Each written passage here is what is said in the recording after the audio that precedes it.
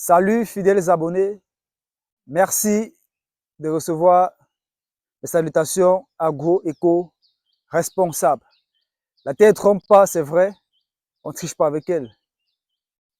Ne pas tricher avec elle, c'est respecter la loi des 4 S, celle des 4 B. Ravi une fois de plus de vous servir, chers agripreneurs, dans cette énième vidéo où on va parler, où on va aborder un sujet assez intéressant et assez capital pour la réussite de votre projet agro-pastoral, qui est celui d'écarter ou d'éloigner les membres de votre famille ou de votre belle famille dans votre projet agro-pastoral. Oui, chers agripreneurs, c'est le sujet qu'on va aborder dans cette vidéo. Mais avant, chers agripreneurs, dans les détails de la vidéo, permettez-moi déjà de vous souhaiter une belle et heureuse année 2024. Que cette année soit pour vous une année de santé, de santé, de santé. Car avec la santé, vous pouvez tout faire, vous pouvez parvenir à mettre en place vos différents projets et réussir. Alors, chers agripreneurs, si vous nous découvrez à travers cette vidéo, c'est ce qui vous dire que vous êtes à la recherche de conseils, d'astuces et d'informations qui vont vous permettre de parvenir à une agriculture qui se veut être rentable, stable et durable. Rassurez-vous, vous êtes sur la bonne chaîne, vous êtes sur le bon canal.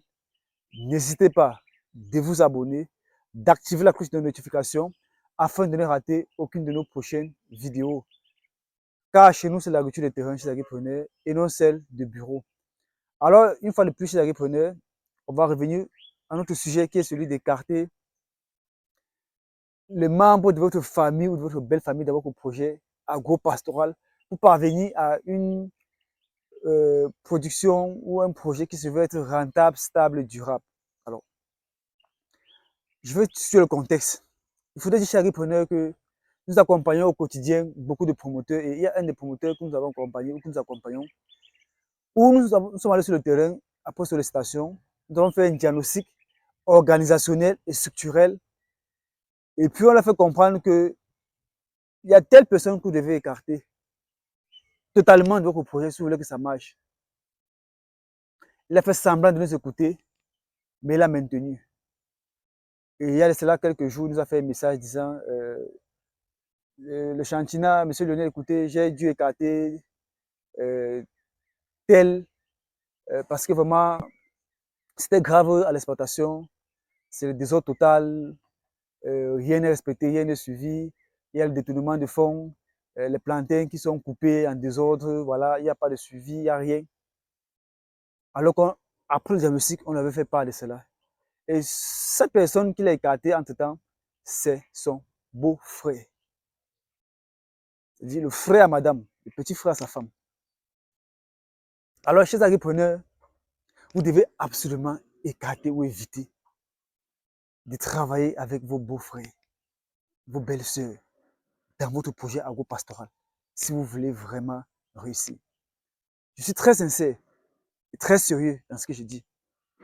Parce que lorsqu'on veut recruter un personnel, lorsqu'on veut mettre ou donner le travail à quelqu'un, ça doit pas être avec du sentiment.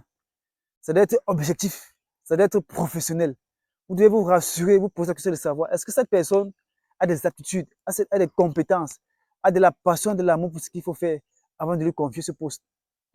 Pourquoi? Parce qu'en fait, quand vous mettez le beau-frère de votre femme, ou la belle-sœur, autre, déjà, un, il se prend pour le patron.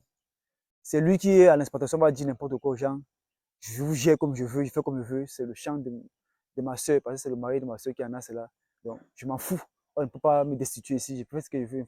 Donc, vous voyez, le gars, il s'en fout. Il n'a pas de compte à rendre. Lui, en fait, ne comprend pas qu'on est dans un business.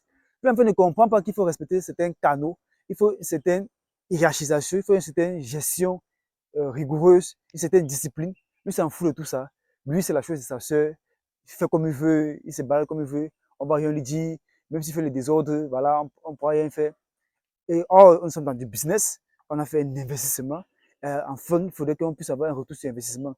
Si vous avez quelqu'un qui ne comprend pas ça, quelqu'un qui n'intègre pas cela, qui ne comprend pas la vision du projet, ça ne sert à rien chez Sagipreneur. Il ne faut pas dire non, c'est mon beau-frère, il est à la maison, il ne fait rien. Vraiment, il faut que tu trouves le travail pour lui. Trouvez du travail pour votre beau-frère dans un autre domaine, loin de votre business, loin de votre activité. Trouvez du travail pour votre membre de famille, loin de ce que vous faites. Parce que quand ils viendront, ils ne vont pas intégrer que c'est le business, ils ne vont pas intégrer que c'est un investissement et qu'il faut capitaliser. Ils vont jouer, ils vont blaguer. Et à la fin, ce sera l'échec, ce sera la perte, ce sera le découragement, ce sera l'abandon. Donc, chez Agipreneur, c'est très capital ce que je vous dis là. Évitez dans vos projets vos beaux-frères, vos belles-sœurs, la famille. Je peux encore tolérer que vous puissiez trouver des activités pour votre beau-frère dans votre business, mais il y a des postes stratégiques qu'ils ne doivent pas occuper. Parce que quand ils occupent ces postes-là, ils vont saboter votre projet, ça ne va pas avancer. Il n'y aura pas de résultat, il n'y aura pas de succès. Donc, c'est le petit message, chers entrepreneurs, que je tenais à vous partager ce matin, ou partager à travers cette vidéo, du fait qu'il faut éviter les membres de votre famille, belle-sœur, beau-frère, autres belle famille, dans votre projet agropastoral. Sinon, vous allez voir aujourd'hui le promoteur, lui, il n'a que ses yeux pour pleurer. Le gars, il a dilapidé les plantains, le champ n'est plus structuré, il y a un désordre, il y a un chaos total. Il faut remettre en place parce qu'il était chef d'exploitation.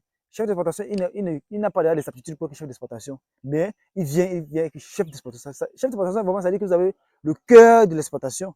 Mais le gars fait un désordre total, mais on n'a pas le promoteur, n'a pas suivi. J'attire encore l'attention de ces promoteurs-là. Lorsque vous sollicitez l'accompagnement, le conseil, prenez la peine d'écouter ce qu'on vous dit. Parce que lorsque vous voulez faire à votre tête, vous avez à payer le prix. Et aujourd'hui, le promoteur, lui, paye le prix. Qu'est-ce qu'on peut faire aujourd'hui? Rien. Le mal est là. Puisqu'on l'a parlé, il n'a pas compris. Donc, je profite de l'occasion, en fait, pour attirer l'attention de ceux-là qui veulent se lancer, de ceux-là qui se sont lancés, qui pensent ou espéraient travailler avec la belle famille ou la famille à des postes stratégiques dans le projet, de mettre déjà une barrière à cela. Il n'y aura pas de résultat, il n'y aura pas de succès. Donc, chez l'agrippreneur, évitez vraiment cela si vous voulez vraiment vous lancer dans l'agriculture par objectivité ou même faire de l'agriculture un business. Mais si vous voulez jouer, si vous voulez blaguer, si vous voulez vous faire voir dans votre belle famille, excusez-moi, hein, si vous voulez vous faire voir dans votre belle famille autour de vous, embaucher les amis, n'importe comment, les frères, la belle famille, n'importe comment, allez, faites-le. Mais si vous voulez faire du business, arrêtez cela. Mettez fin à cela. Si vous avez engagé même un beau frère, une belle famille, c'est pas un frère, il est temps de mettre un terme à cela.